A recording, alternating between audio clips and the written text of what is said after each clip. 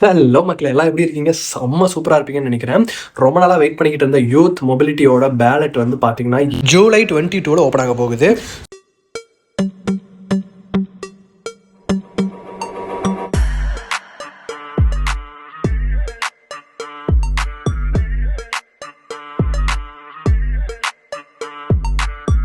டிஸ்கிரிப்ஷனில் பார்த்தீங்கன்னா லிங்க் கொடுத்துருக்கேன். டேரெக்டாக கிளிக் பண்ணி உள்ளார போயிட்டு என்டர் த பேலட் அப்படின்ற ஆப்ஷனை செலக்ட் பண்ணணும். யாரும் வந்து டேரெக்டாக போய் விசா அப்ளிகேஷன் போடுறீங்க, நிறைய பேர் அதான் தப்பு பண்ணுறீங்க. விசா அப்ளிகேஷன் பேஜில் போயிட்டு நீங்கள் போட்டிங்கன்னா உங்களுக்கு பேமெண்ட்டு தான் காட்டும், ஐஎஸ்எஸ் ஃபீஸ் பே பண்ண சொல்லி தான் காட்டும். அந்த ஆப்ஷனில் இல்லை, என்டர் த பேலட்னு ஒரு ஆப்ஷன் இருக்கும். தெரியாதவங்க கீழே டிஸ்கிரிப்ஷனில் லிங்க் கொடுத்துருக்கேன், அதை கிளிக் பண்ணி உள்ளார போயிடுங்க. ஸோ உள்ளே போனோடனே இந்த பேலட்டில் வந்து என்டர் பண்ணுறதுக்கு என்னென்ன டீட்டெயில்ஸ் தேவைப்போம் அப்படின்னா, நீங்கள் என்டர் ஆகிறதுக்கு முன்னாடி உங்களோட பாஸ்போர்ட்டோட ஃப்ரண்ட் அண்ட் பேக் பேஜ் வந்து கிளியராக நீட்டாக ஸ்கேன் பண்ணி ஒரு ஃபோட்டோ எடுத்து வச்சுக்கோங்க. 4 கார்னரும் விசிபிளாக இருக்கணும். ஸோ எந்த பிளரி இருக்காமல் கிளார் அடிக்காமல் கிளியரான பிக்சராக எடுத்து வச்சுக்கோங்க.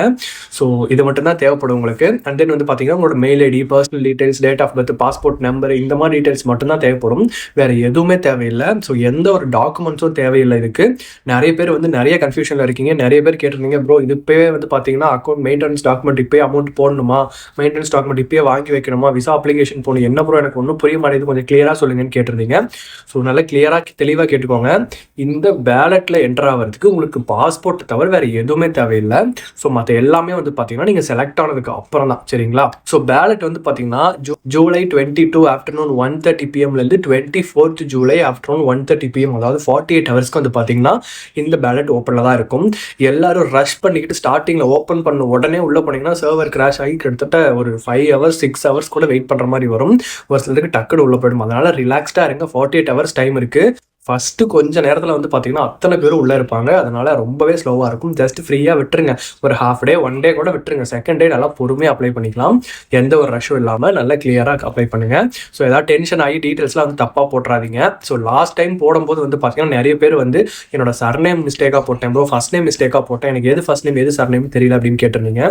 ஃபர்ஸ்ட் நேம் அப்படின்னா உங்களோட பேர், அதுதான் ஃபர்ஸ்ட் நேம். சர்நேம்னா என்ன அப்படின்னு பார்த்தீங்கன்னா உங்கள் இனிஷியலோட எக்ஸ்பான்ஷன், ஃபேமிலி நேம் அல்லது வந்து பார்த்தீங்கன்னா உங்கள் அப்பா பேர். இதுதான் வந்து பார்த்தீங்கன்னா காமனாக சர்நேமாக இருக்கும். டீட்டெயில்ஸ் வந்து நிறைய பேர் தப்பாக போட்டுறீங்க. இந்த மாதிரி மெயில் வந்து நான் தப்பாக போட்டேன் ப்ரோ, எனக்கு மெயில் வருமா வராதா அப்படின்ற மாதிரி நிறைய பேர் டவுட் இருந்துச்சு.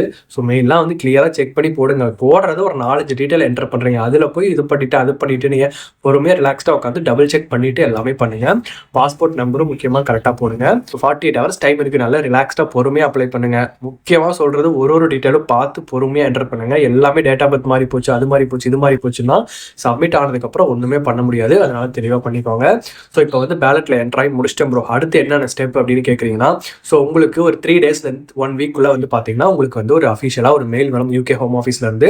இங்கே வரை உங்களை வந்து நாங்கள் செலக்ட் பண்ணிட்டோம், ஒரு அப்ளிகேஷன் வந்து சக்ஸஸ்ஃபுல் ஆயிடுச்சு இல்லைனா அன்சக்ஸஸ்ஃபுல் அப்படின்னு சொல்லிட்டு உங்களுக்கு ஒரு மெயில் வரும், சரிங்களா? சக்ஸஸ் ஆன எல்லாருக்கும் 200% மெயில் வரும் சக்ஸஸ்ன்னு. சக்ஸஸ் ஆகாதவங்களுக்கு நிறைய பேருக்கு மெயில் வர்றதில்லைன்னு ஒரு சில கம்ப்ளைண்ட் சொல்லியிருக்காங்க. மோஸ்ட்லி வந்து பார்த்தீங்கன்னா எல்லாருக்கும் மெயில் அனுப்புகிறாங்க அன்சக்ஸஸ்ஃபுல்னு. 1-2 பேருக்கு மிஸ் ஆகும். ஒரு வேளை மெயில் ஐடி தப்பாக போட்டுக்கலாம், இல்லை அவங்க அனுப்ப மறந்துருக்கலாம், அந்த மாதிரி ஒரு சில வேலை இருக்கும். ஸோ அதை ஒன்று பார்த்துக்கோங்க. அடுத்து இருக்க பெரிய டவுட் என்னன்னா, இப்போ வந்து நான் லாஸ்ட் 2 years வந்து பார்த்தீங்கன்னா ஒரு வேலைக்கு அப்ளை பண்ணிட்டு இருக்கேன் ப்ரோ, என்னால் வந்து அடுத்த பேலட்லேயே அப்ளை பண்ண முடியுமான்னு கேட்டால், நீங்கள் இன்னும் 100,000 பேலட் வந்தாலும் நீங்கள் செலக்ட் ஆகிற வரைக்கும் நீங்கள் அப்ளை பண்ணிக்கிட்டே இருக்கலாம். எந்த ரெஸ்ட்ரிக்ஷனும் கிடையாது. ஏற்கனவே நீங்கள் அக்கௌண்ட் கிரியேட் பண்ணி வச்சுருந்தீங்கன்னா அதே மெயில் ஐடி அதே அக்கௌண்ட் யூஸ் பண்ணியே நீங்கள் வந்து பேலட்டில் என்டர் பண்ணலாம். ஸோ இதுக்காக புதுசாக ஒரு அக்கௌண்ட் கிரியேட் பண்ணி பண்ணணும் அப்படின்ற அவசியம் எதுவுமே கிடையாது, சரிங்களா? அதே மாதிரி நிறைய பேர் வந்து பார்த்தீங்கன்னா 2 attempt 3 attempt போடுறீங்க, ஒன்று கிடைக்கும்னு நினச்சிட்டு போடுவீங்க. ஸோ அந்த தப்பை மட்டும் பண்ணிடாதீங்க. லாஸ்ட்லாம் வந்து பார்த்தீங்கன்னா ஒரு என்ட்ரியாக கன்சிடர் பண்ணுவோம் அப்படின்னு சொல்லியிருந்தாங்க. பட் இந்த டைம் வந்து பார்த்தீங்கன்னா நீங்கள் 1-2 என்ட்ரியும் சேர்த்து போட்டுருந்தீங்க அப்படின்னா உங்களை வந்து லிஸ்ட்லேயே நாங்கள் வச்சுக்க மாட்டோம்னு சொல்லியிருக்காங்க. நீங்கள் எத்தனை தடவை போட்டாலும் உங்கள் பாஸ்போர்ட்டும் டேட் ஆஃப் பர்த்தும் மாற போகிறது இல்லை. ஸோ நீங்கள் எத்தனை என்ட்ரி போட்டாலுமே அதை வந்து கண்டுபிடிச்சிடும். ஸோ அதில் கிளியராக இருந்துக்கோங்க. நீங்கள் எப்படி யோசிக்கும் போது அவங்க எப்படி யோசிப்பாங்க அவ்வளோ அதை கொஞ்சம் தெரிஞ்சுக்கோங்க. ஒருத்தருக்கு ஒரு என்ட்ரி தான், மிஸ் ஆச்சுன்னா கவலையே பண்ணாதீங்க, அடுத்த வருஷம் பேலட்டில் என்ட்ரி பண்ணிக்கலாம். ஸோ டோட்டலி வந்து பார்த்தீங்கன்னா 3000 பேரை செலக்ட் பண்ணுவோம்னு சொல்லியிருந்தாங்க பர் இயருக்கு.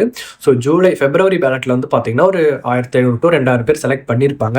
மீதி ஒரு 1500 1000 பேர் வரைக்கும் தான் வந்து பார்த்தீங்கன்னா இந்த பேலட்டில் செலக்ட் ஆவாங்க. உங்களுக்கு லக் இருந்தால் கண்டிப்பாக செலக்ட் ஆவீங்க. ஸோ ட்ரை பண்ணி பாருங்கள். அதே மாதிரி நான் வந்து ஜஸ்ட் ட்ரை மட்டும் பண்ணி பார்க்குறேன், நான் வந்து யூகே போகணும்னு எனக்கு ஐடியாவே சுத்தமாக இல்லை அப்படின்னா தயவு செஞ்சு அப்ளை பண்ணாதீங்க. ஸோ நிறைய பேர் வந்து யூகே போகணுன்ற ட்ரீமோட இருப்பாங்க. தயவு செஞ்சு அவங்களோட ட்ரீமை நீங்கள் கெடுத்துறாதீங்க. போகணும்னு இருந்தால் நீங்கள் கண்டிப்பாக பண்ணுங்கள். இல்லை ப்ரோ நான் சும்மா போகலாம் மாட்டேன், சும்மா என்டர் பண்ணி பார்க்குறேன்னா அந்த வேலை விட்டுருங்க. ஸோ வேறு யாராவது அது கிடச்சி சக்ஸஸ் ஆனால் அவங்க போக ஒரு சான்சஸ் இருக்குல்ல. ஸோ அதுக்காக சொல்கிறேன்.